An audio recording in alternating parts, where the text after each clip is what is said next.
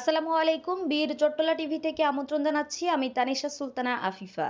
জাতীয় রাজস্ব board NBR এর কাঠামোগত সংস্কার ও কার্যক্রম পুনর্বিন্যাসের সিদ্ধান্তকে কেন্দ্র করে দেশের অর্থনীতিতে এক নতুন সম্ভাবনার দুয়ার উন্মোচিত হয়েছে।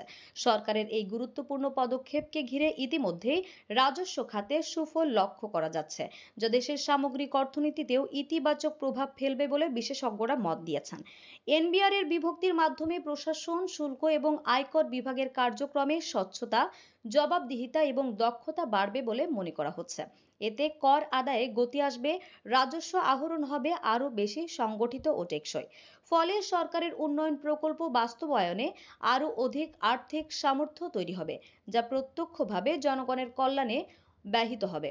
বীর চট্টলা টিভির তৈরি সচিত্র প্রতিবেদনে এসব তথ্য তুলে ধরা হয়। প্রতিবেদনে বলা হয়, এনবিআর সংস্কার কার্যক্রমে সরকারের কঠোর ও সাহসী সিদ্ধান্তে প্রতিষ্ঠানের ভেতরে দীর্ঘদিনের অনিয়ম, স্বার্থান্বেষী চক্র ও দুর্নীতির জাল ভাঙতে শুরু করেছে। এতে এক ধরনের সুবাতাস বইতে শুরু করেছে পুরো রাজস্ব ব্যবস্থাপনায়। প্রতিবেদনটিতে আরও উল্লেখ করা হয়, দেশের রাজস্ব ব্যবস্থাপনার উন্নয়ন ছাড়া একটি শক্তিশালী অর্থনীতি গড়ে তোলা সম্ভব নয়।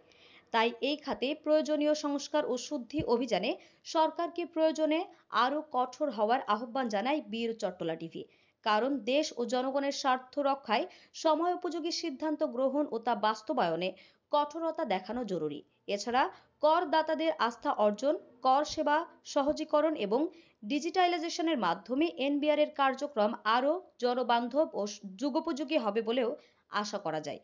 সরকারের এমন সাহসী পদক্ষেপের ফলে দেশের রাজস্ব খাতে যে পরিবর্তন শুরু হয়েছে তা অব্যাহত থাকলে ভবিষ্যতের বাংলাদেশ হবে আরও স্বনির্ভর, স্বচ্ছ ও অর্থনৈতিকভাবে সমৃদ্ধ।